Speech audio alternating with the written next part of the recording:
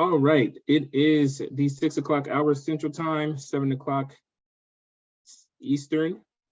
So we are going to get started. Welcome everyone to Differentiation in Computer Science Education for this evening. Next slide, please.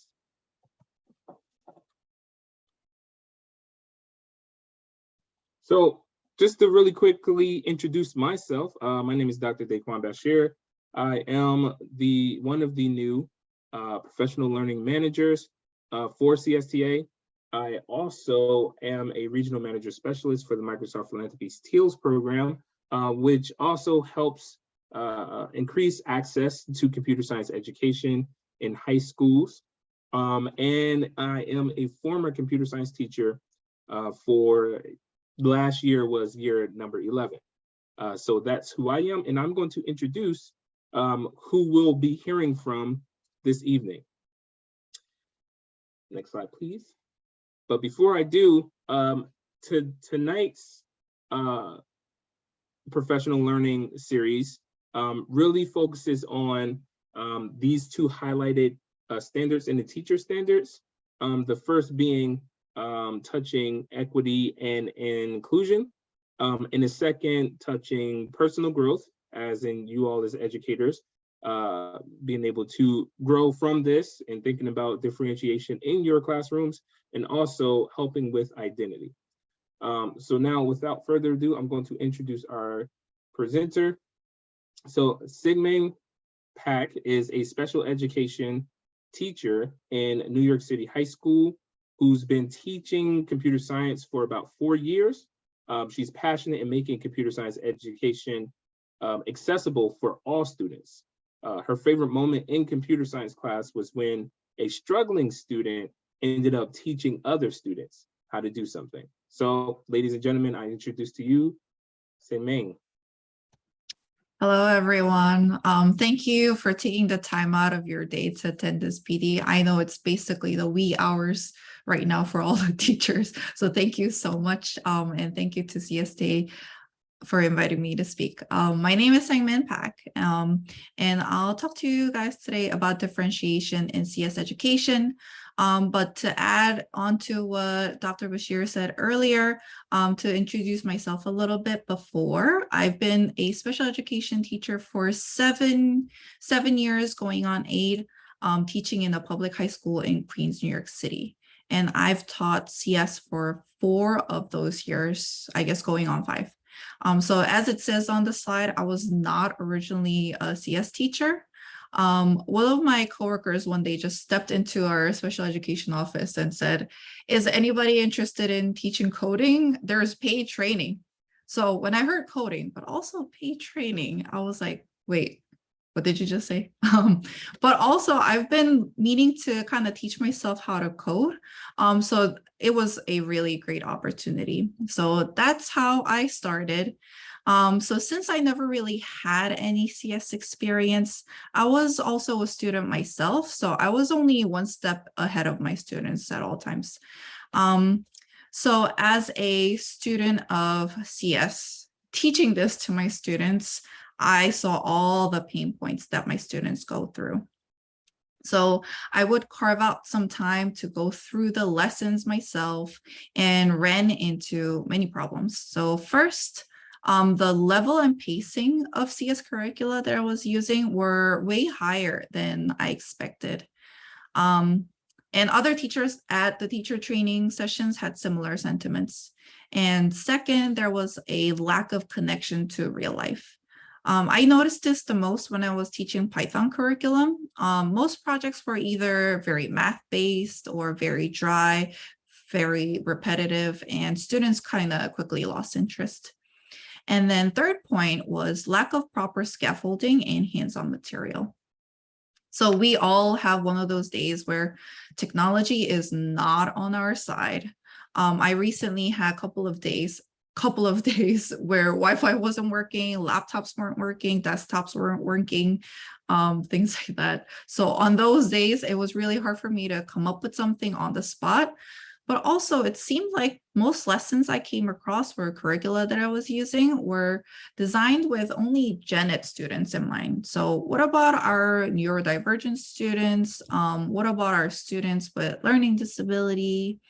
So if we're trying to offer and expand CS exposure and access, then shouldn't we design more equitable CS education? So I came up with this question.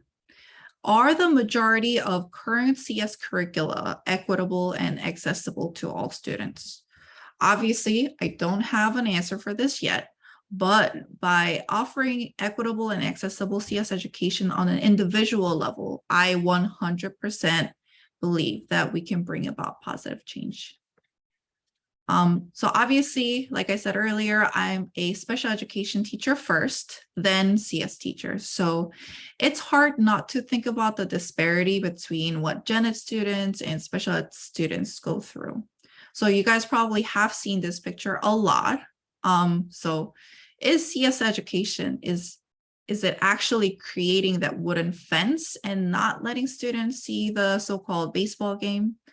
More than 95% of my students are also students of color. So are we adding another barrier to these kids who are trying to simply survive in the real world? So again, we cannot solve all of these systematic problems, but as teachers, we can make CS education equitable and accessible by, you guessed it, differentiating. So as we all know, differentiation is not a fad. Let me read the quote on the screen. Differentiation refers to a wide variety of teaching techniques and lesson adaptations that educators use to instruct a diverse group of students with diverse learning needs in the same course, classroom, or learning environment. Differentiation can be pretty daunting, very time consuming, but also quite hard to grasp if you're not used to it. But it simply means that you're teaching students the same concept, the same skill, albeit different learning needs. So it doesn't mean that you have to dumb down the materials. It means that everybody will be challenged and engaged with the lesson at their level.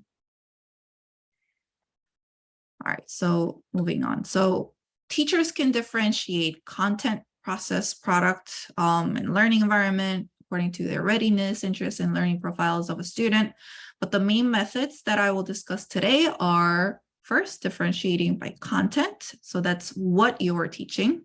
Differentiating by process, which is how you're teaching, and then differentiating by product, which is how you assess them. So as I go through these slides, I will go over a couple of strategies for each method, the ones that I usually use, and go over some examples. If you have any questions, feel free to just like stop me at any moment. You can, go off mute and just speak and share your ideas. And also, every one of you here are experts who are passionate about teaching CS, attending this PD at this time of day right now. So again, feel free to stop me at any moment to just like share your thoughts and ideas. You can also pop it in the chat. So I'll occasionally check that as well. So first, there we go. Differentiating by content. So this is basically what you are teaching. So think about how you can present the material to students in a more digestible way. So one of my go-to is chunking the information, which means that I'm presenting the information to students in a smaller, digestible chunks. So learning how to code, at least for me, it was like learning a whole new language and then some. So make sure that your students are not overwhelmed in that 40 to 50-minute period. So what you can do is like build in some breaks and check-ins throughout the lesson so that you're not like teaching through the whole period. Also, I can say this from my personal experience that practice makes perfect. So create a lot of exercises and opportunities where students can actually apply what they've learned and practice coding. And I realized that nothing will really stick until you practice a lot and practice multiple times, not just once or twice, but multiple times. Another strategy I use is to not use computer and do some unplugged activities. These activities are really great opportunities to kind of like shake it up a bit. If you have done your research and you just Google like CS unplugged activities and things like that, you can probably see that there are so many of these online. So I won't really list them here, but I'll show you one example I did in class. There we go. So I actually learned this activity called Sort the Cards at one of the teacher training sessions. If you're from New York City and if you have attended CS for All trainings, you probably have experienced this firsthand. So I'll actually play this video, a very short video first. Let me see. Okay, I am sharing sound. All right, let me play this video for a second.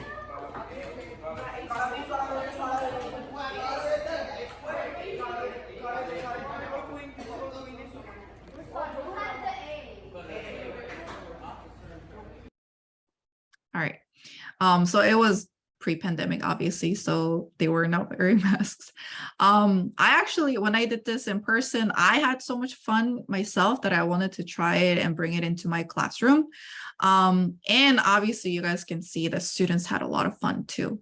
So for this activity, students had to come up with their own algorithm to sort a mixed deck of cards.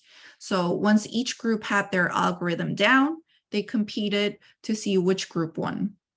As you can see, they had a lot of fun. Also, they're learning something crucial, which is creating effective algorithm.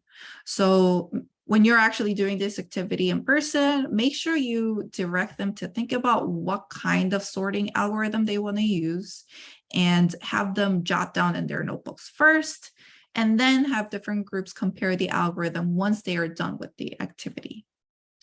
I did see something pop up. Oh, love. Yes. So this activity especially had huge engagement with my students. So I do it in the beginning of the year usually because I can get that engagement. So some students who have no coding experience or like no Scratch experience, things like that, they can just get their hands dirty and then play some kind of game. And then through that, they are learning CS concepts. So if you have any other activities like that, please put it in the chat. And also, I totally understand that we as teachers rarely have time to plan, let alone differentiate. So I always use these no time strategies, as I like to call it. I think differentiating content is the easiest to apply these no time strategies. So for example, you can just simply add more visuals. So you can just take a screenshot of the code snippet or sample solution, use videos and images so that students can connect ideas. You can also create like short videos of how the program would run so that they can see how it should run, but you don't have to show them the code. And also you can even act out certain algorithms, like pseudo algorithms. For example, I'm sure at least some of you, or like probably most of you, are familiar with the peanut butter and jelly activity. So again, this is another like beginning of the year activity where I put students into groups of 2 or 3 and then have them write an algorithm. So it can be just like recipe directions and whatnot to create peanut butter and jelly sandwich. And I actually bring in bread, peanut butter, jam, and things like that. And then I act it out in front of them while they read out loud their algorithms. And they definitely have a blast watching a teacher making a fool out of themselves, because you will run into a lot of bugs. They don't really realize how detailed even the pseudo algorithm has to be. So that's another unplugged activities that I do in class. And also, if you are presenting information using PowerPoint or Google Slides, things like that, put less words. Simple as that. Put less words and make fonts bigger. I actually cannot emphasize this enough. It doesn't just apply to CS, but like all subjects, because I teach in a high school. So everything is very much, I guess, lecture style still. And I see that other teachers in our building like simply copy and paste the lessons that they had like previous years or from purchased curriculum, what they find online, things like that. And it's really hard for students to actually see what it says, but also they often get lost in just like copying down the words down in their notebooks and kind of like miss the important bits. So another simple strategy that I use along with that is to make keywords bold or underlined so that the students can kind of understand what they need to study.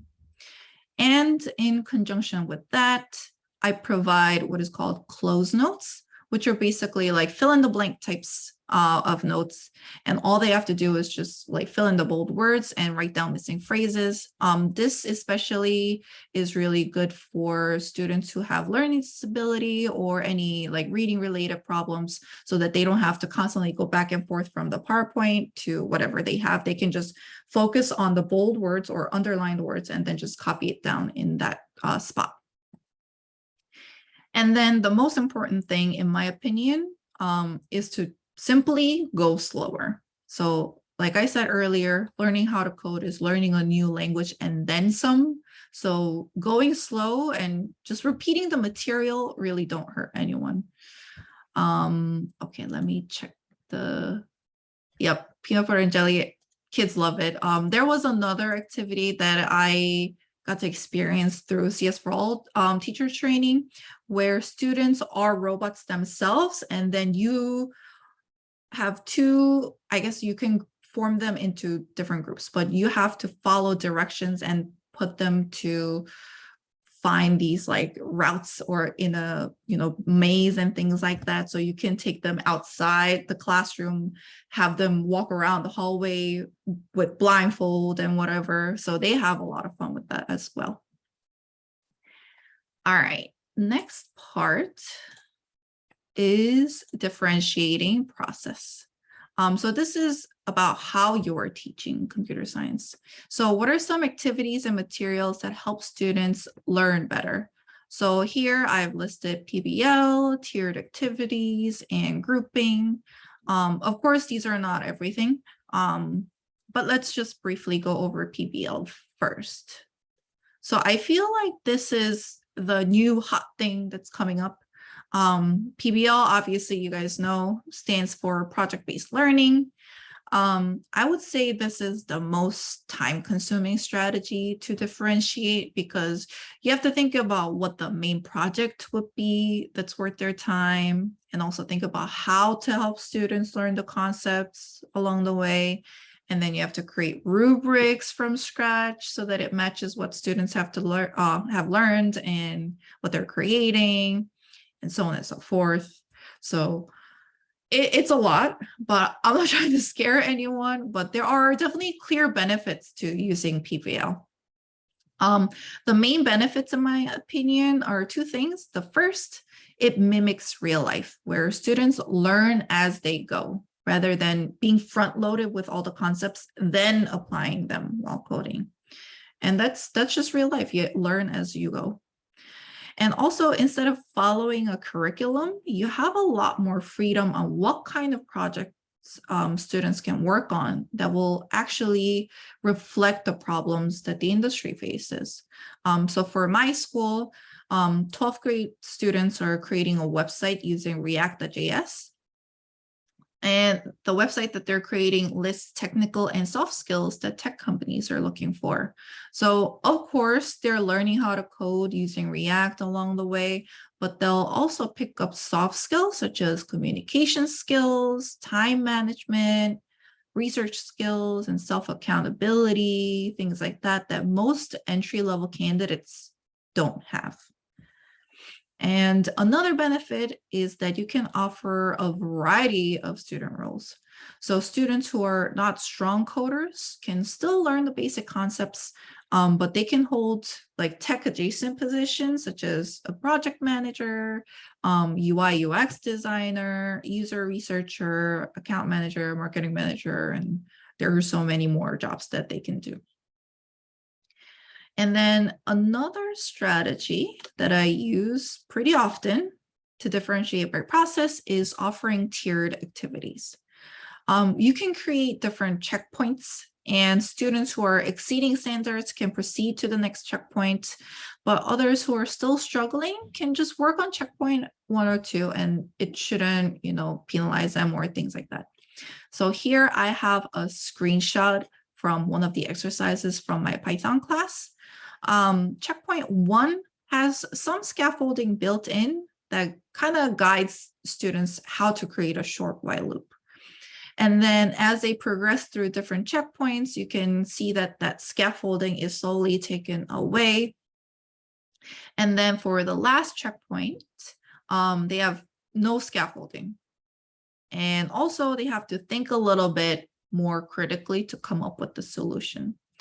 So as you can see, all students will be practicing how to create a while loop, but if the students are struggling with this concept, they can just remain at checkpoint 1, and then you can kind of circulate the class to kind of quickly assess and check which students need more one-on-one support.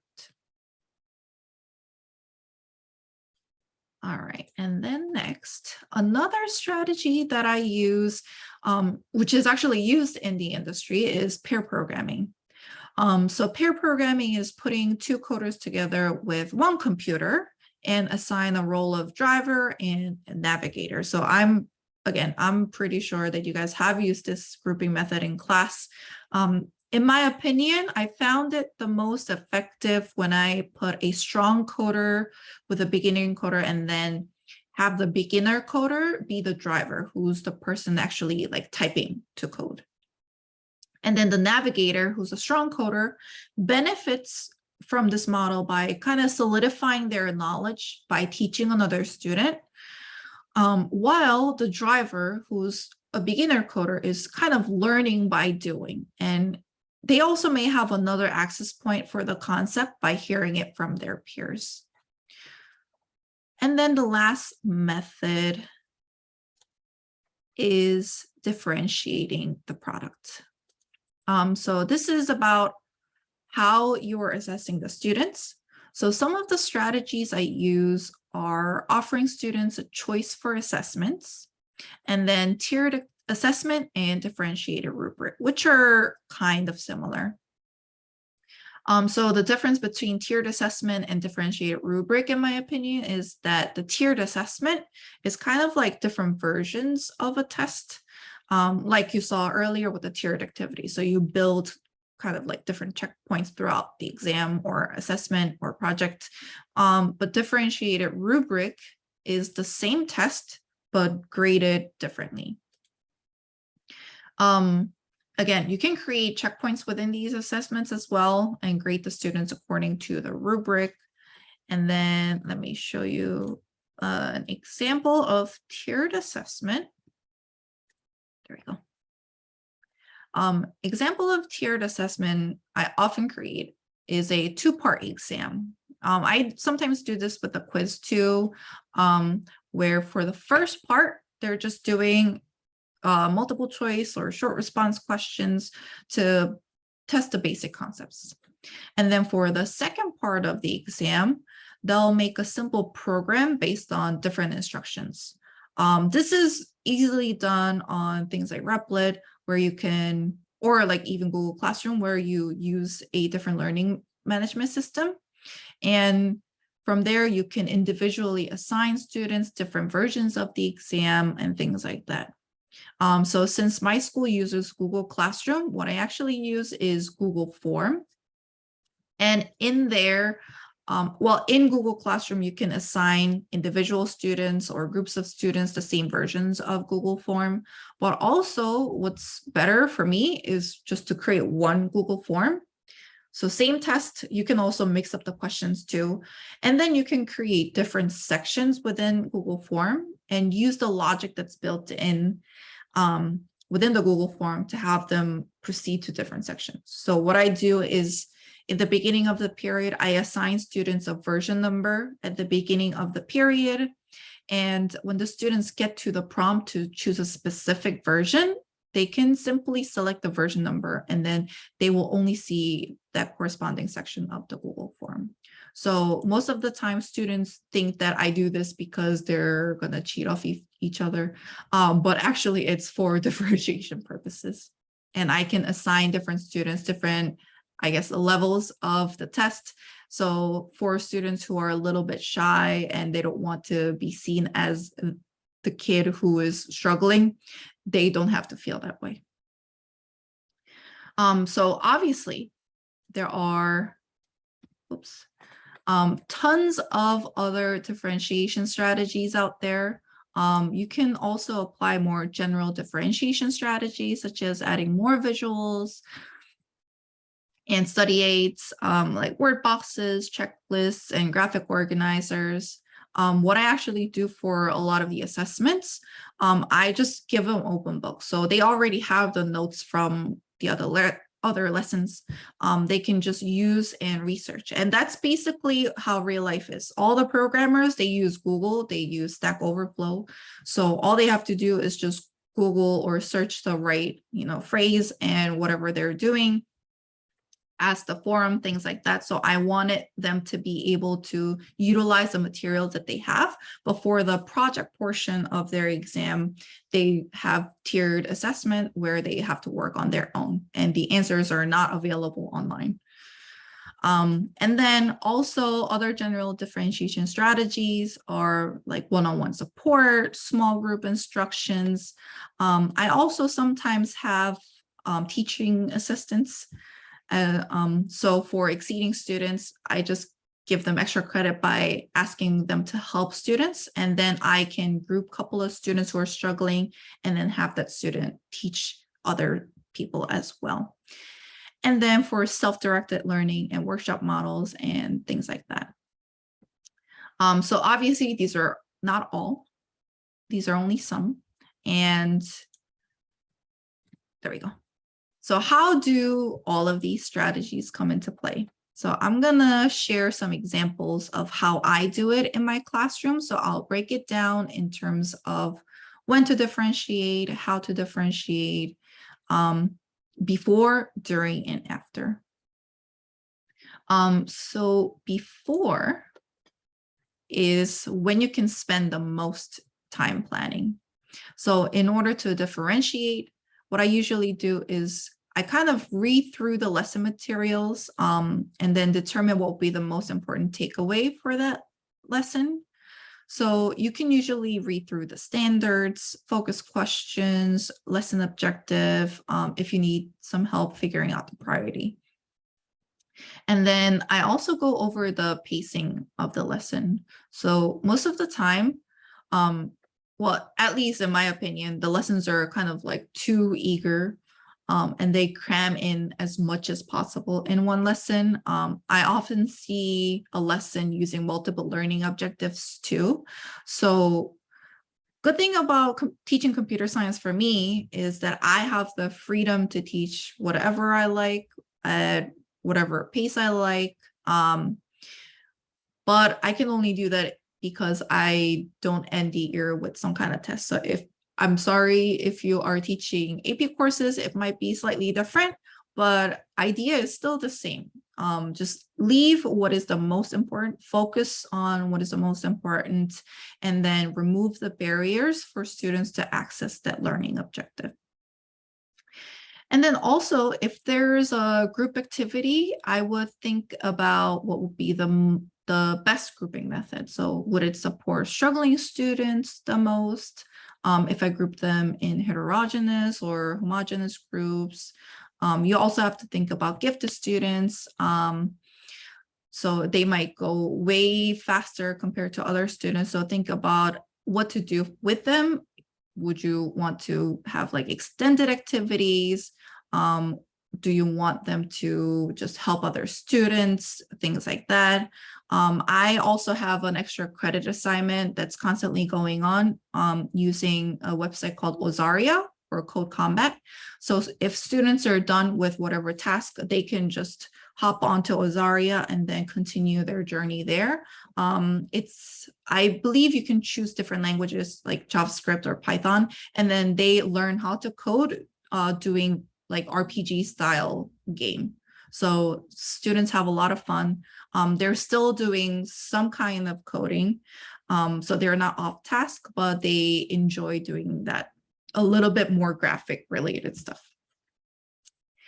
And then during the lesson, obviously it's really hectic to differentiate on the spot because you're like constantly circulating. You have to constantly assess what's going on in the room, like read the vibe, tell them to, sign out the bathroom log, late log. If the students are walking in late, you have to do all sorts of things.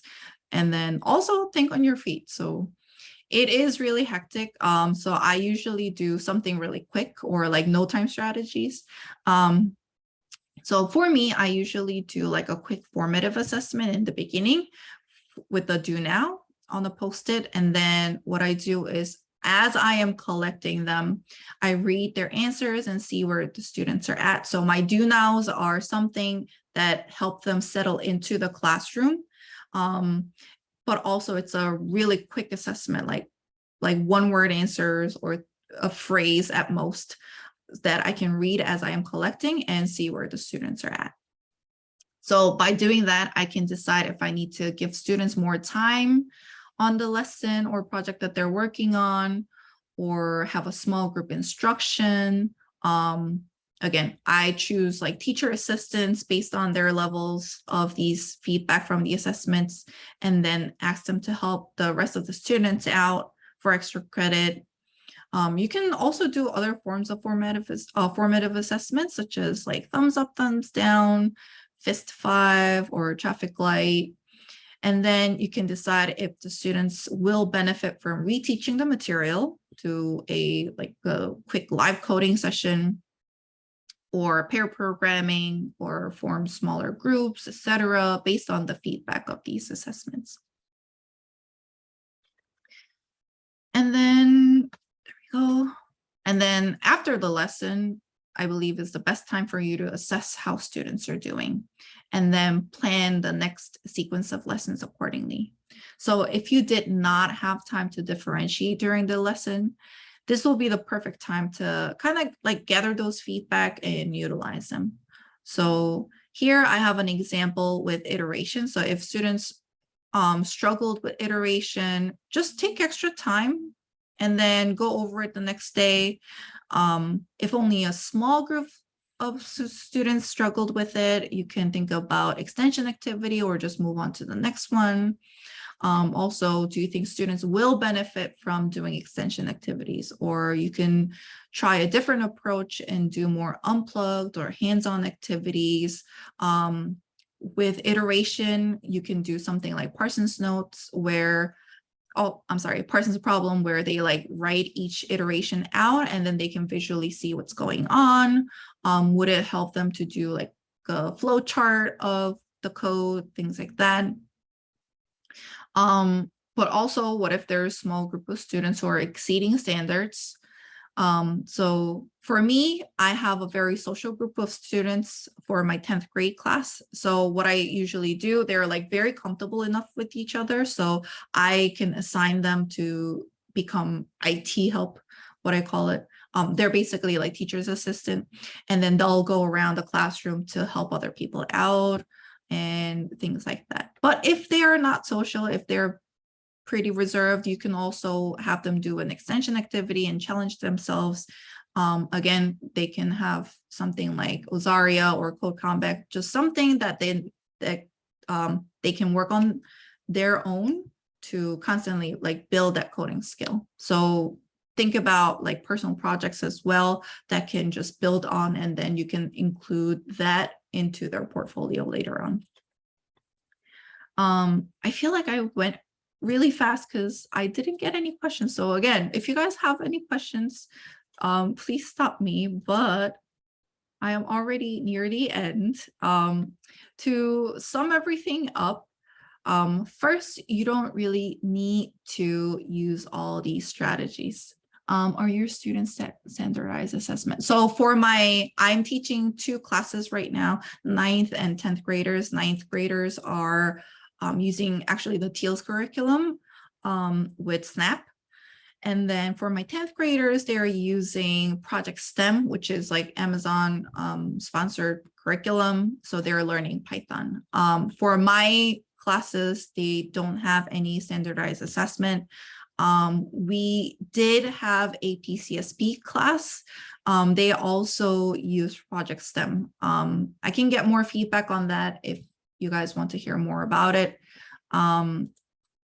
Yeah, so again, if you guys have any questions, just pop it in the chat. But again, you can unmute and then we can have like a short Q&A session afterwards.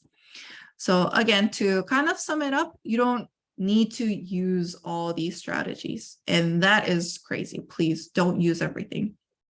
So I'm basically giving you a slide deck of resources of what you can use. So take what you can, use what you can, but we've learned that your mental health is also very, very, very important. So don't, overkill and just do as much as you can. And that's that. And also remember to teach up. So keep the expectations high, but offer them proper differentiation and scaffolding so that you can kind of like bring them up to that level. And then lastly, as long as you keep your students' best interest at heart, you can create equitable and accessible lessons. So simply being mindful when you're creating or modifying these lessons will help a lot. I might have gone a little bit too fast, so if you guys want me to reiterate any information, I will gladly do so. But thank you so much for listening. And I put my information out there, so feel free to connect with me via email and LinkedIn on the screen. Thank you, guys. Thank you so much for that. Yes, if you have any questions, since we have some time, we can actually go into a quick Q&A for like 10 minutes, just to help with, answering any questions that anyone in the audience might have, or anything like that. So I actually have a question while folks are, trying to prepare themselves, think about questions, or even drop them in the chat if you so choose. You mentioned that for some of the things that you do, you go through the curriculum and you look at what the students are going to be exploring and kind of engaging with. Is there, so depending on, I guess, the activity type, do you lean more towards one kind of method of differentiation versus another, depending on the activity type? I would say that it's whatever you're comfortable with. So your teaching style. So for me, I use a lot of like tiered activities because that's the easiest for me to kind of just, we are only person teaching there, so we will run out of time to do multiple things at once. So it's the best for me to kind of give them tiered activities or tiered assessments so that they can work on their pace. And then as they're doing that, I can circulate and kind of check with that. But honestly, like it really depends on your teaching style. I've seen other teachers who are more comfortable with giving the lecture first and then having them do the same assignment, but also he can have like a teacher assistant go around as well as like a helper and things like that. So I think it really depends on your teaching style. Gotcha. Understood. So is there, or do you have a kind of frequent, maybe like website or place that you go to find various other kind of ways to differentiate some of the things that you're doing? I've used CS Unplugged activities. I believe there's a website with all the unplugged activities listed in like a PDF, but I just constantly go through the curriculum and read them over and over. And as the years progress, like, you know what works best and you know what you need to take out, you know what students need more help with. So I like over the years, I've kind of like grown my share of material. So if you guys want any materials, like, you know, send me an email. I'll see what I can find and shoot it right back at you. And I think Maria has her hand up. Yeah, hi. Thank you so much for sharing all of this today. One of my questions is I'm curious about if you have any like super high achieving students who maybe like they do robotics in the summer and they go to all of the coding camps and the coding clubs. You mentioned having teachers assistants in the classroom. Have you ever had a situation where you have a really high achieving student who really did not want to be a teacher's assistant during class, and what do you do with them? Yeah, so that's where I have like built-in extension activities. So I currently have a student like that in my 10th grade class where he's like very reserved and he doesn't feel comfortable at all, you know, going around, although he knows everyone and like he's been with them for 2 years already. But that's why I have like code combat on the side as an extra credit activity. So they can just work on that. It's a little bit different from, you know, regular Python. It's very text-based, but like code combat, and I'm sure you guys already know probably like other resources that are a little bit more fun. But like through code combat, they can still learn Python, but it's a different like GUI, I guess, like it's more like RPG and game-like. So they have a lot more fun with it. Thank you. No problem. Thank you. Riham, did I say your name correctly? Yes, correct. That's perfect. Thank you very much for that beneficial lecture. I really liked it. Thank you. I just had a quick question regarding the students who get stuck, even though they understand the concept, right? Like I have multiple students who understand the concept and will clearly explain it to me perfectly. But when it comes time to write their own code, they just blank out and they don't know how to write it. You know, that's like true. how do you deal with that kind of students? So it's basically making them practice after practice. So what I do is give like the same type of question with different information. So for my Python class, they learned variable and input and things like that. They know how to do it. I've seen them do it, but on Monday, they're like, they lost everything. And they're like, Miss, I know what variable is, but I don't know how to code it. So first, just making them practice. So I give like, let's say, like ask the user what their birthday is and then print that information.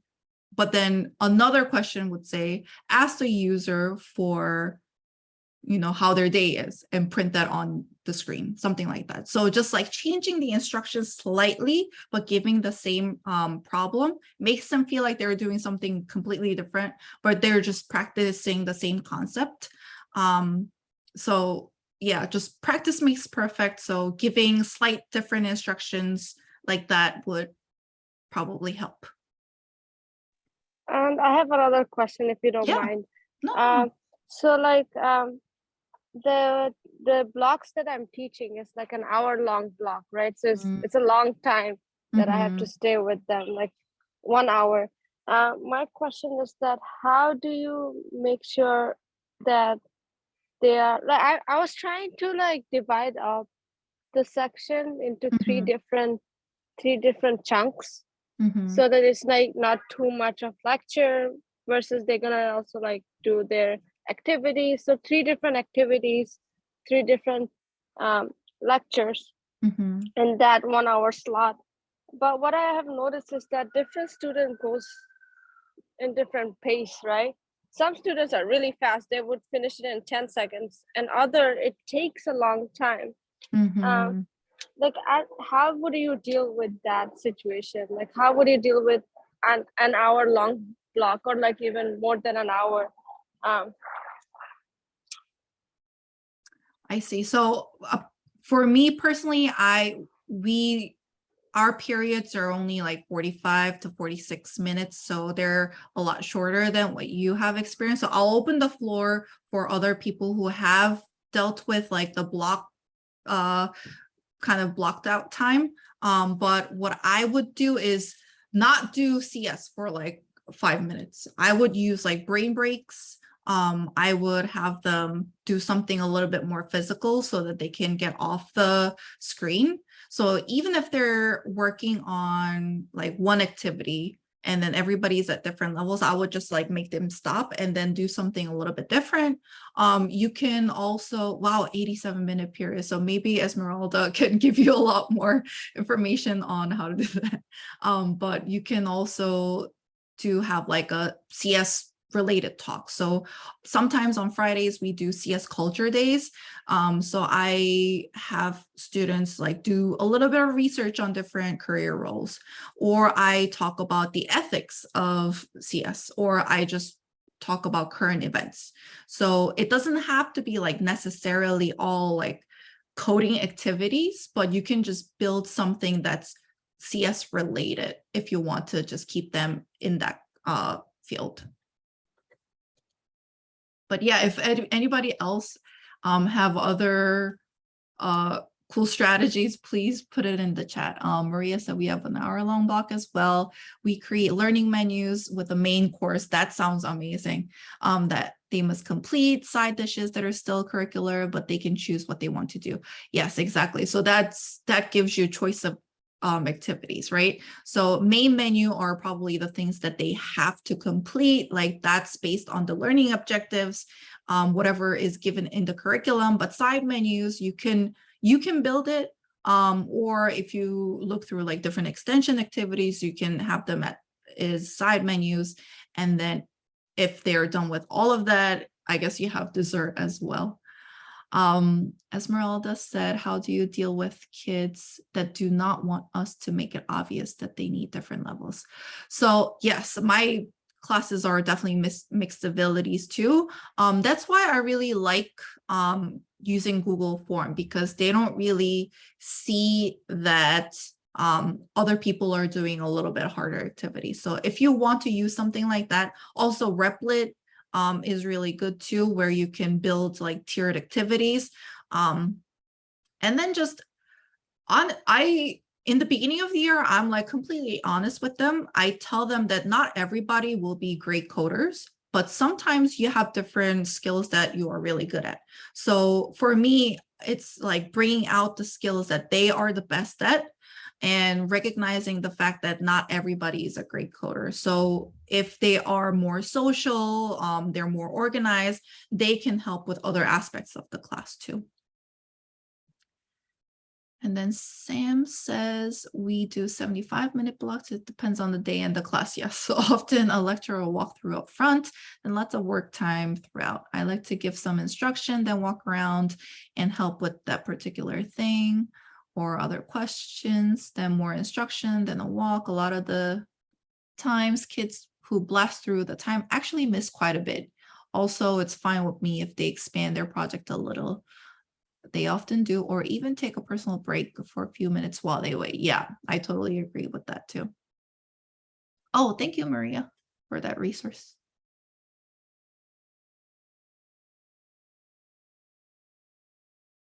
Still have a bit of time. Any other questions? You can come and say them out loud or throw them in the chat, whatever you feel. But this is really great information.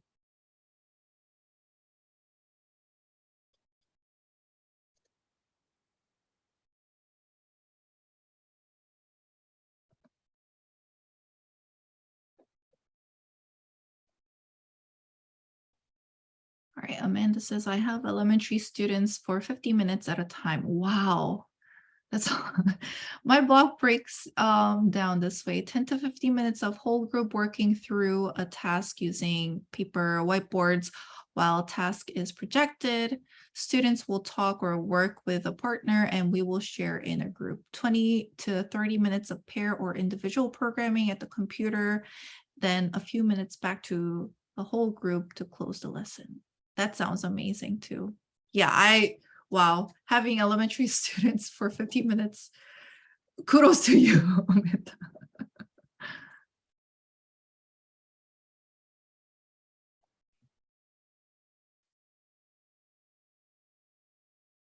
Yeah, so this was all really great information. Thank you so much, Sangmin, for coming and speaking with us about differentiation in the computer science classroom. We really appreciate it. If you could just go back to the deck. If you want to just project your information just one more time. Oh. So if you have any other additional questions or anything like that, please feel free to reach out to Sangmin. Her information is here on the slide. You can reach out to her via email or LinkedIn. That really great person to talk to. And I've worked with her personally in my other capacities some time ago. So really wealth of knowledge. And all of that great stuff. And if you have any other strategies or tips or techniques that you want to share, feel free to email them to her, to email them to myself. And you've been getting emails from me since signing up for this, so feel free to share them so we can increase and improve our practices as CS educators. Next slide, please. So these are just some events that have already happened, and we have one more to go. If you look down at the bottom at November 16th, we are going to be talking about recruitment strategies for students in the CS classroom, really thinking about increasing the demographics of our class so that it closely matches the demographics of the school, and what to do, or at least what are some things we can do or people we can talk to in our school buildings when trying to recruit students who might fall in the marginalized groups or underrepresented capacity. So we really hope to see you there on the 16th. And one final thing, if you go to the next slide, please. So there is an event survey, an event feedback form, sorry, not survey, an event feedback form that everybody can fill out if you may. I dropped it here in the chat for everyone. Providing feedback on today's event really helps us know how we've done and thinking about programming for you all for futures programs and stuff like that. So please, please, please go ahead and fill out that form. And also you will receive a certificate of completion for today's professional learning series after that form is complete. So go ahead and do that. We really appreciate you all coming this evening. If you have any questions, you've seen Sangmin's information earlier. Go ahead and send her questions. If you have any other questions, CSTA related, you can email me, and you'll be receiving the presentation in the follow-up that should be coming out here tomorrow. And that is all I have. Thank you, everyone. Thanks, everybody. Really appreciate it. Thank you all for coming. And thank you so much, Sangmin. You did a great job. Thank you. Thank you, guys. Good night. The recording.